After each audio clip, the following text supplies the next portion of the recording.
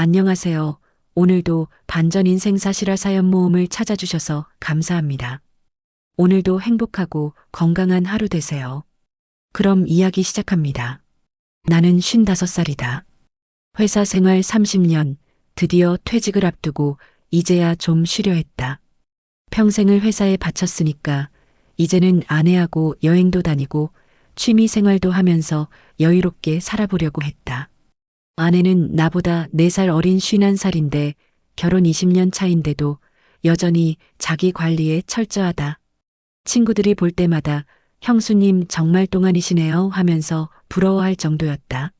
나는 그게 자랑스러웠다. 내 아내가 나이보다 젊어 보인다는 게 말이다. 6개월 전부터였나? 아내가 갑자기 운동에 빠져들었다. 여보, 나 이제 헬스 다닐래. 요즘 너무 몸이 찌뿌둥해서 안 되겠어. 그렇게 말하면서 집 근처 피트니스샵에 등록했다. 처음엔 정말 대견했다. 매일 저녁 6시만 되면 헬스복을 챙겨 들고 운동 좀 하고 올게 하면서 나갔다. 젊음은 노력으로 유지한다는 말을 몸소 보여주는 것 같았으니까. 잘 다녀와. 무리하지 말고. 알았어. 2시간 정도면 올게. 처음 한두 달은 정말 2시간이면 돌아왔다. 땀 흥건히 흘리고 샤워하고 와서 아, 시원하다 하면서 물 벌컥벌컥 마시던 모습이 기억난다. 그런데 어느 날부터 이상했다. 운동 간다고 나간 시간이 3시간, 4시간으로 늘어났다. 처음엔 별 생각 없었다. 운동 열심히 하나 보다 했지. 그런데 이상한 건 또 있었다. 땀 냄새보다 진한 향수 냄새가 묻어 돌아왔다. 운동하고 오면 당연히 땀 냄새가 나야 정상 아닌가? 근데 향수 냄새가 나다니. 여보, 향수 뿌렸어? 응? 아, 헬스장에서 샤워하고 와서 향수 좀 뿌렸어. 땀 냄새 나면 싫잖아. 그렇게 대답하는데 뭔가 자연스럽지 않았다. 목소리가 평소보다 한 톤 높았다. 눈도 제대로 안 마주치고. 그리고 또 이상한 게 있었다. 물병 속 물이 그대로였다. 운동하면 목마르잖아. 그런데 들고 간 물병이 그대로 차 있는 거다. 물 안 마셨어? 아, 헬스장에 정수기 있어서 거기서 마셨어. 또 변명이었다. 변명이 늘어날수록 내 의심도 커져갔다. 결정적인 건 헬스복이었다. 어느 날 아내가 운동하고 왔다고 하는데 헬스복에 땀 한 방울 젖지 않은 거다. 깨끗하게 개어진 채로 가방에 들어 있었다. 오늘 운동 안 했어? 했는데? 왜? 헬스복이 깨끗한데? 아, 오늘 강도 낮게 했어. 몸이 좀 피곤해서. 거짓말이었다. 분명히 거짓말이었다. 운동을 하든 안 하든 헬스복을 꺼내서 입었으면 구겨져 있어야 정상인데 깨끗하게 개어져 있다는 건 아예 가방에서 꺼내지도 않았다는 뜻이다. 나는 애써 의심을 누르려 했다. 20년을 함께 산 아내를 믿고 싶었다. 설마 내 아내가 바람을 피울까? 그럴 리가 없다고 스스로를 다독였다. 하지만 마음속에서 자꾸만 뭔가가 끌어올랐다.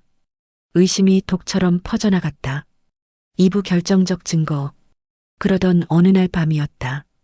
아내가 샤워하러 들어간 사이 거실 소파에 아내 휴대폰이 놓여 있었다.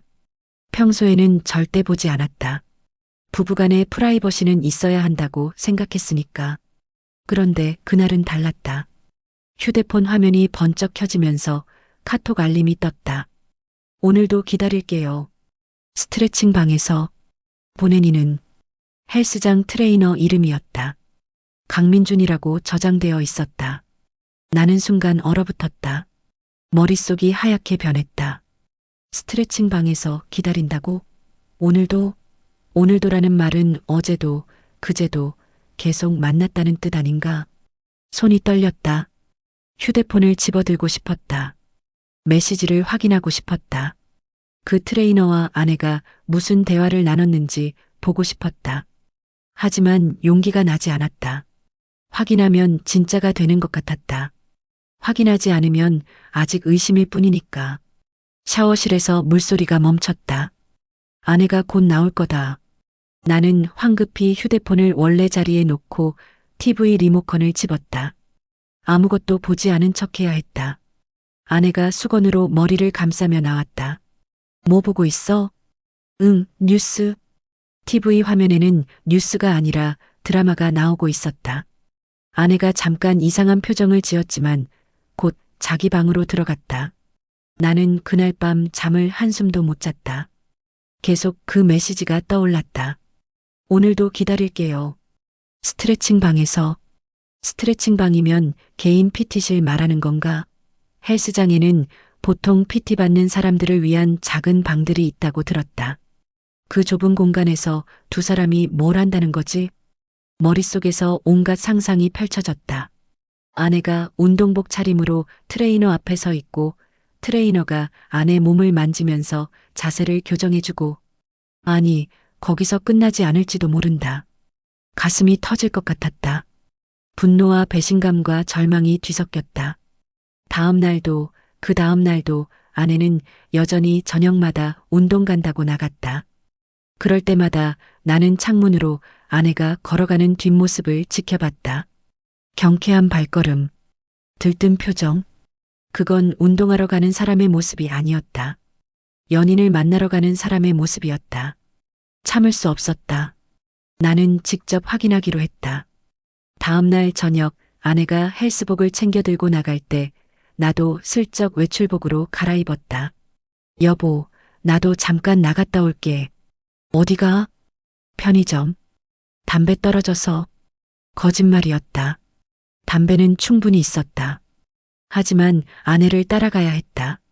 아내가 먼저 나가고 5분 후 나도 집을 나섰다.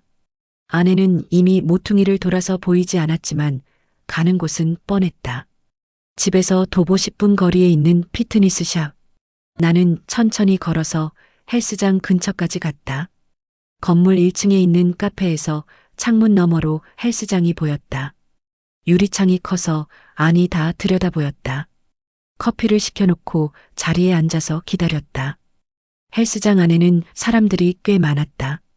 러닝머신 위에서 뛰는 사람들, 기구를 들어 올리는 사람들. 그리고 저기 아내가 보였다. 헬스복을 입은 아내가 스트레칭 매트 위에 앉아 있었다. 그런데 혼자가 아니었다. 옆에 남자 트레이너가 함께 있었다. 젊어 보였다. 아마 30 초반? 잘생긴 편이었다. 근육질 몸에 환한 미소. 그 트레이너가 아내 등 뒤에서 무릎을 꿇고 앉더니 아내 어깨에 손을 올렸다. 스트레칭 도와주는 것처럼 보였지만 아니었다. 손이 어깨에서 팔로, 팔에서 허리로 내려갔다. 아내가 고개를 돌려 트레이너를 보면서 웃었다. 나한테는 한 번도 보여준 적 없는 표정이었다. 새침하게, 수줍게, 설레는 듯한 미소. 트레이너도 웃으면서 뭐라고 말했다. 아내가 고개를 끄덕이고 일어나서 안쪽으로 들어갔다. 트레이너도 따라 들어갔다. PT실로 들어간 것 같았다. 그 문이 닫히는 순간 나는 커피잔을 떨어뜨릴 뻔했다. 손이 부들부들 떨렸다. 좁은 PT실, 두 사람만 있는 공간. 거기서 무슨 일이 벌어지는 거지? 30분이 지났다. 1시간이 지났다. 문이 열리지 않았다. 도대체 PT를 얼마나 오래 받는 거야? 아니, 이건 PT가 아니잖아. 1시간 반쯤 지나서야 문이 열렸다. 아내가 먼저 나왔다. 얼굴이 발갛게 상기되어 있었다. 머리카락이 흐트러져 있었다. 트레이너가 뒤따라 나왔는데 그의 손이 아내 허리에 살짝 닿았다 떨어졌다. 나는 더 이상 볼 수 없어서 자리에서 일어났다. 카페를 나와서 집으로 돌아왔다. 다리에 힘이 하나도 없었다. 집에 돌아와서도 아무것도 할 수 없었다. 소파에 앉아서 멍하니 있었다.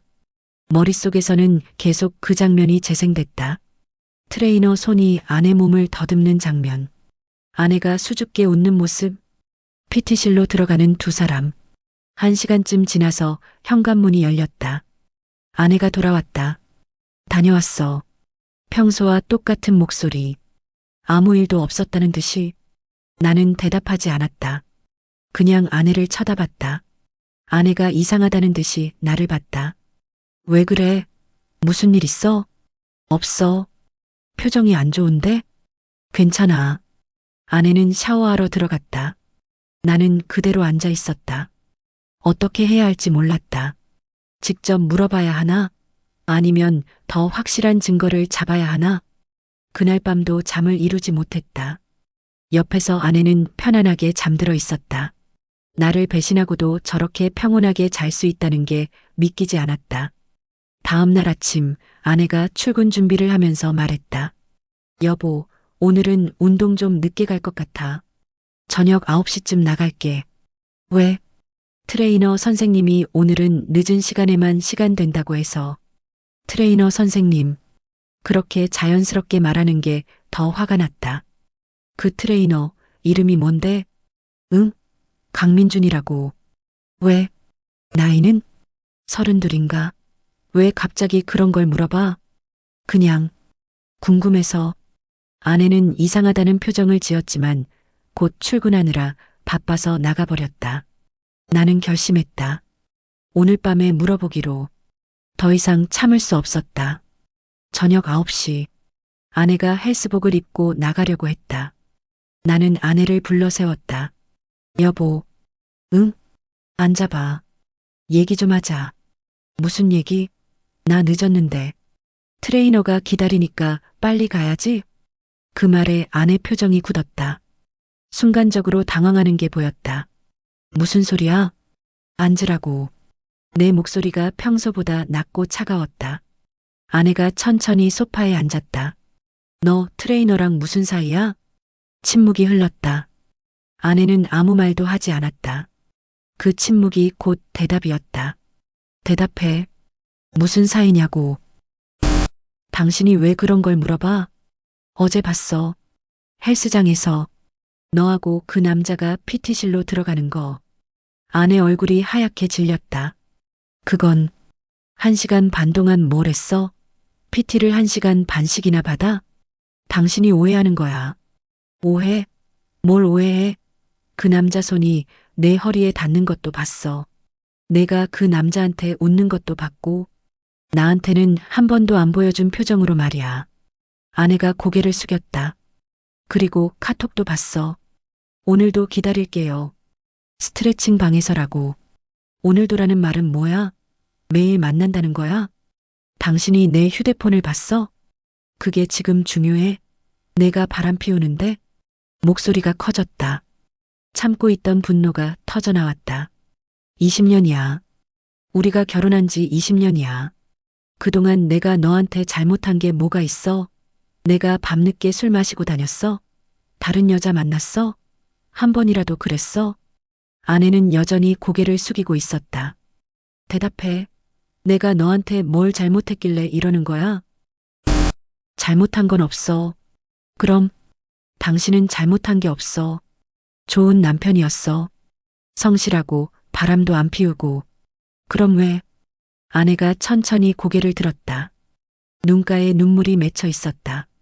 하지만 후회하는 표정은 아니었다. 근데 재미가 없었어. 뭐?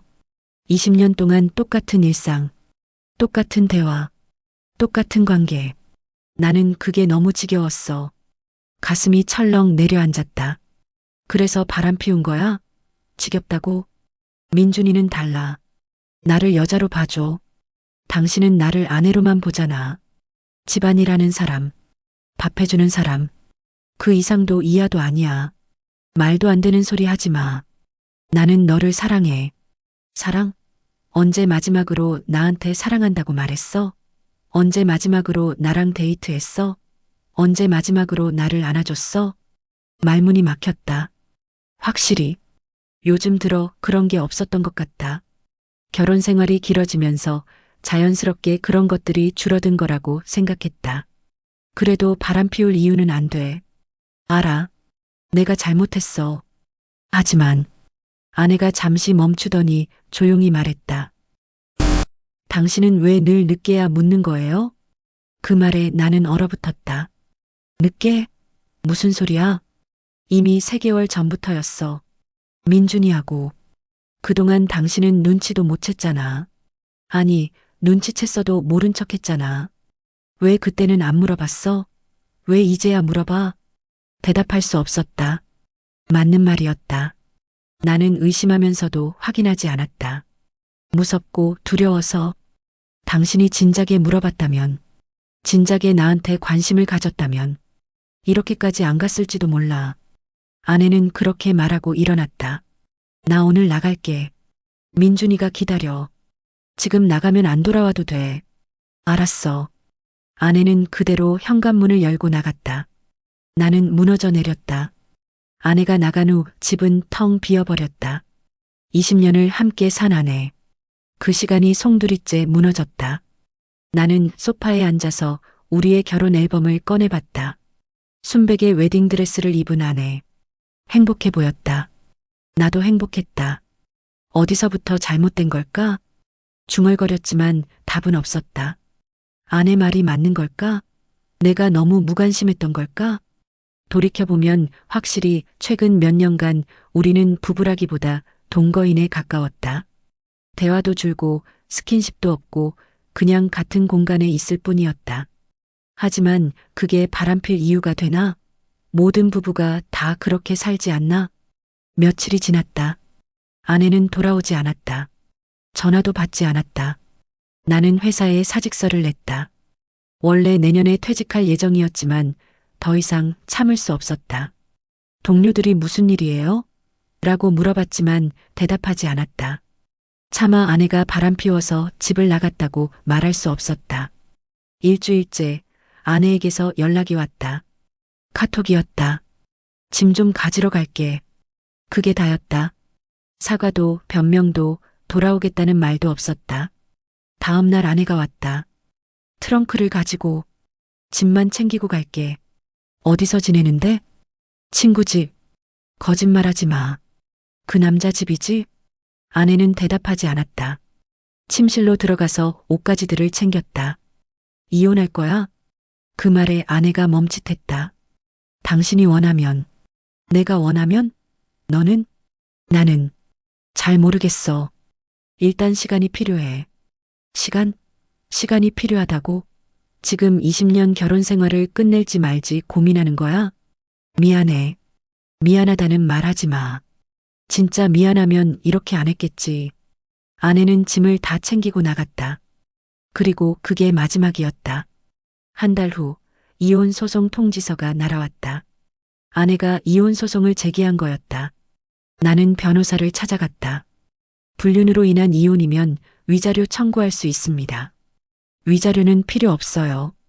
그냥 빨리 끝내고 싶어요. 확실하십니까? 배우자의 잘못이 명백한데. 네, 확실해요. 20년 결혼 생활은 그렇게 끝났다. 법원에서 판결문을 받아들고 나오는데 다리에 힘이 없었다. 에필로그 늦은 질문. 6개월 후 우연히 아내를 마주쳤다. 동네 마트에서였다. 아내는 여전히 젊어 보였다. 아니, 더 젊어 보였다. 행복해 보였다. 안녕. 안녕하세요. 어색한 인사가 오갔다. 잘 지내? 네. 당신도요? 응. 거짓말이었다. 잘 지내지 못했다. 매일 술로 하루를 보냈다. 퇴직금으로 받은 돈도 절반 가까이 써버렸다. 그 사람하고는 잘 지내요. 역시나 그 트레이너와 함께 있는 거였다. 결혼할 거야? 아직은 시간을 두고 보려고요. 그래. 더 이상 할 말이 없었다. 우리는 각자의 길로 갔다. 집에 돌아와서 거울을 봤다. 초라한 55살 남자가 서 있었다. 머리는 반백이 되었고 얼굴에는 주름이 가득했다. 당신은 왜 늘 늦게야 묻는 거예요? 아내의 그 말이 계속 맴돌았다. 맞는 말이었다. 나는 항상 늦게 깨달았다. 아내가 멀어지고 있을 때, 아내가 외로워할 때, 아내가 다른 사람에게 기댈 때, 나는 아무것도 몰랐다. 아니, 모른 척했다. 그리고 모든 게 끝나고 나서야 묻는다. 늦은 질문을. 이제 와서 후회해봤자 소용없었다. 시간은 되돌릴 수 없으니까. 하지만 한 가지는 배웠다. 사랑하는 사람에게 관심을 가져야 한다는 것. 당연하게 여기면 안 된다는 것. 그리고 무엇보다 의심이 들 때는 늦게 묻지 말아야 한다는 것. 늦은 질문은 답을 바꾸지 못한다. 이미 끝난 이야기를 확인할 뿐이다. 나는 빈집에 홀로 앉아 20년의 결혼 생활을 떠올렸다. 그리고 깨달았다. 나는 아내를 사랑했지만 사랑하는 법을 잊어버렸던 것이다. 이 이야기가 마음에 닿으셨다면 구독과 좋아요 부탁드립니다.